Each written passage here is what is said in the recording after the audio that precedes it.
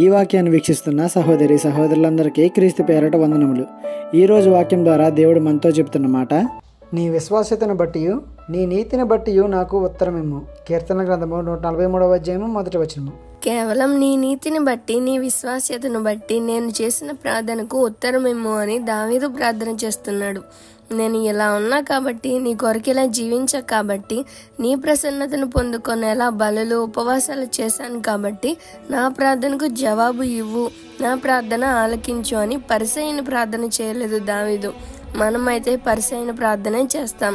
ఎలా అంటే, దేవా నేను మంచిగా ఉన్నా, నీ నామానికి ఘనత తెస్తున్నా, నా బ్రతుకు ద్వారా అనేకులను నీలోకి నడిపిస్తున్నా, ఇలా దేవుని ముందే మన డబ్బా మనం కొట్టుకొని, కాబట్టి నేను చేసే ప్రార్థనకు జవాబు ఇచ్చే అని దేవుణ్ణే డిమాండ్ చేస్తాం.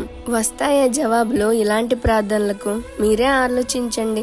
మనుషుల ముందే కాదు, దేవుని ముందు కూడా మనల్ని మనం హెచ్చించుకుంటున్నాం.